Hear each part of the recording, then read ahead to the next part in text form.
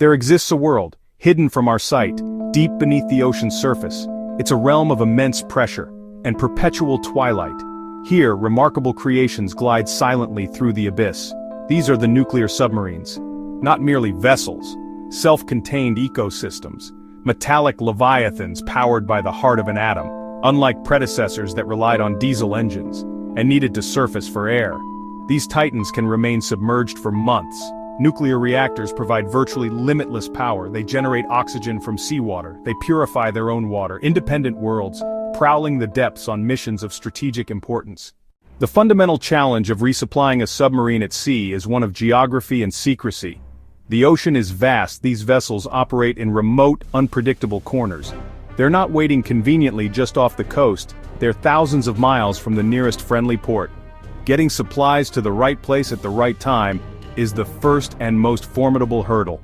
This requires a logistical chain across continents and across oceans, all converging on a single, moving coordinate in the water.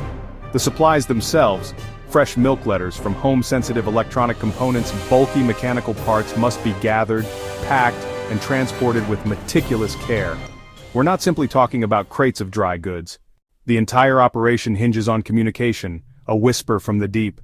For a submerged submarine, this is no simple task. It might involve using extremely low-frequency radio waves, which can penetrate seawater but carry very little data, often just a coded signal to rise to a shallower depth.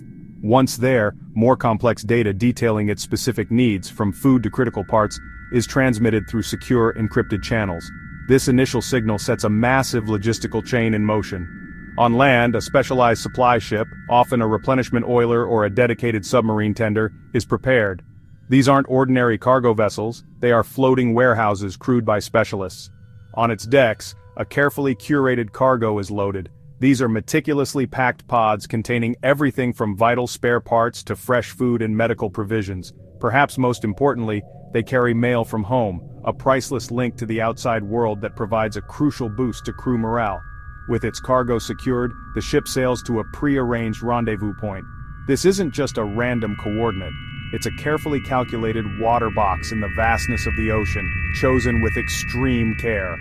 Planners analyze satellite surveillance schedules, commercial shipping lanes, and weather patterns to find a location that offers maximum concealment. It must be a lonely spot on the ocean grid, a place where two of the world's most advanced vessels can meet, unseen, far from prying eyes. As the vessels converge, a tense, silent dance begins. The submarine, still a ghost beneath the waves, uses passive sonar, listening for the unique acoustic signature of the approaching ship. It ascends cautiously, not to the surface, but to periscope depth, a state of heightened awareness and vulnerability. Breaking the surface, even with just a slender mast, creates a detectable wake. Through the periscope, the crew visually confirms the ship's identity, cross-referencing it with electronic signals. Once certain, the submarine rises further. The black sail, followed by the sleek upper hull, finally breaks the waves, a leviathan emerging from the deep, ready for its vital lifeline. It stays low, a minimal silhouette on the sea.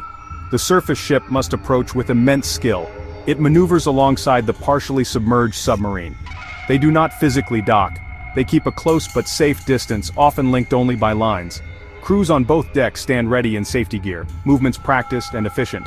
A moment of intense focus. The ocean becomes the stage for a time-sensitive performance. Communication is kept to an absolute minimum. Radio silence helps avoid detection. Crews use signal lamps. Crews use flags. Crews use hand signals. Every gesture is precise.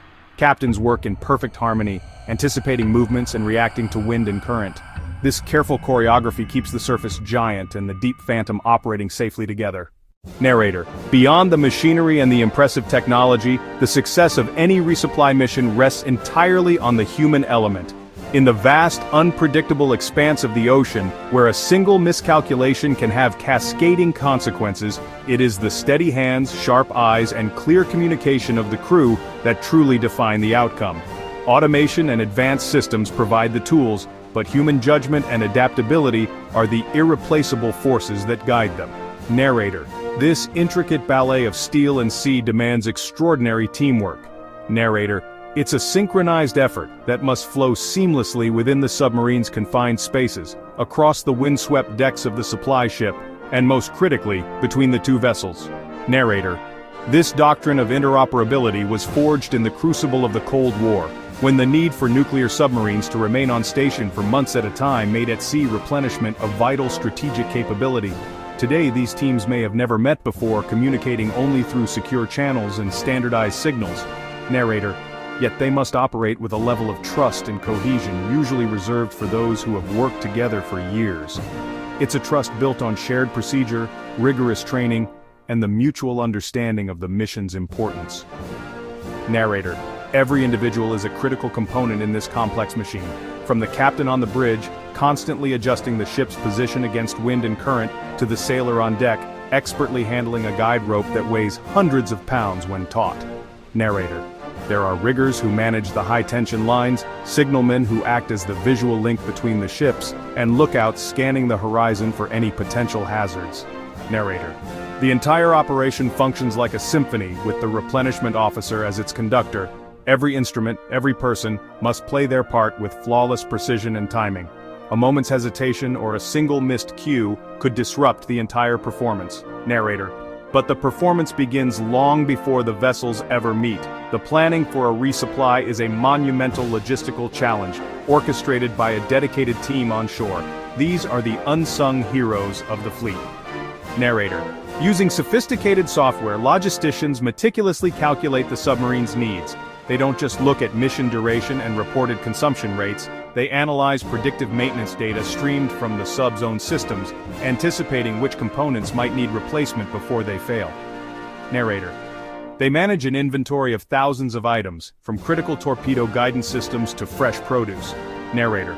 And the future of this process is already taking shape. Artificial intelligence is being developed to create even more efficient supply chains, using machine learning to forecast needs with unparalleled accuracy.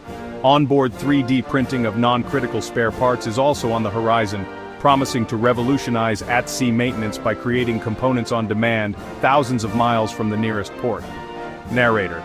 These innovations ensure that the right parts and the correct quantities of food are sourced, packed, and ready for their journey into the blue. The challenge of sustaining submarines far from home is not a new one. During the Second World War, German U-boats' wolf packs of the Atlantic faced similar limitations. Their endurance was measured in weeks, not months' fuel. To extend their reach, the German Navy developed specialized resupply submarines known as milk cows.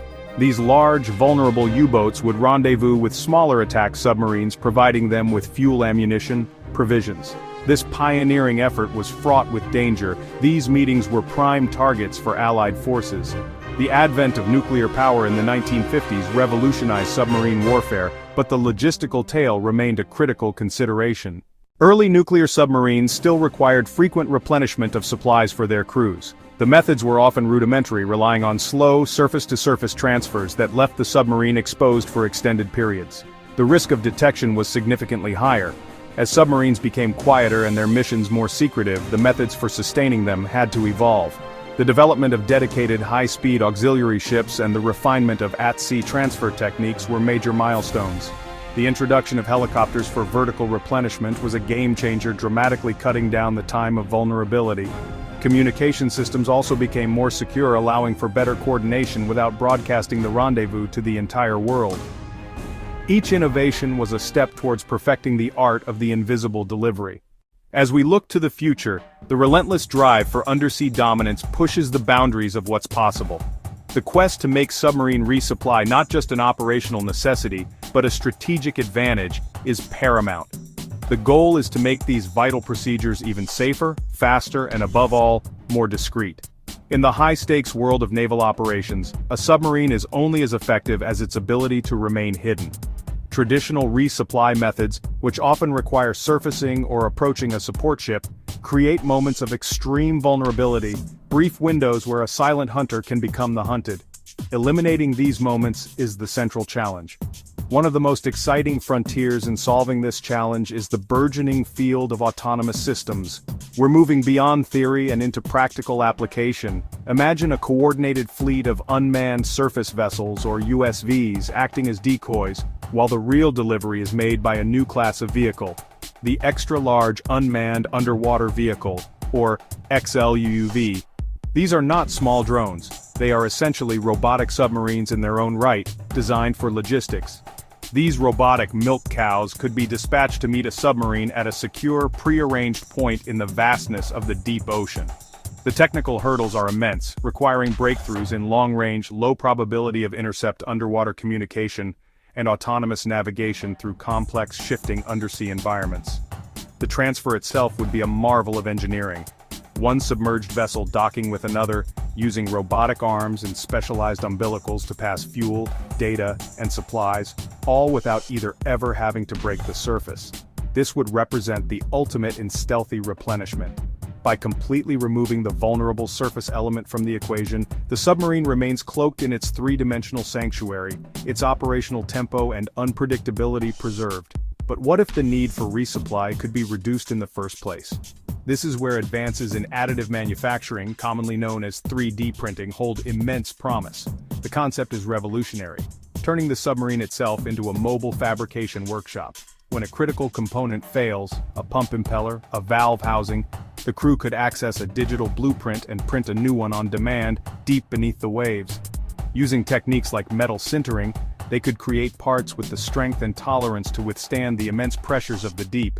This technology dramatically enhances resilience and self-sufficiency, reducing the need to carry a vast inventory of bulky mechanical spares and freeing up valuable space. And what would that space be used for? The future of submarine endurance may lie in becoming a self-contained ecosystem. Technologies pioneered for space travel, like advanced hydroponics, could be adapted to grow fresh produce in vertical farms. Looking even further ahead, cellular agriculture could allow for the printing of protein. By combining on-demand manufacturing with onboard food production, the submarine evolves from a vessel requiring constant support to a truly independent long-endurance platform, capable of staying on station and out of sight for unprecedented periods.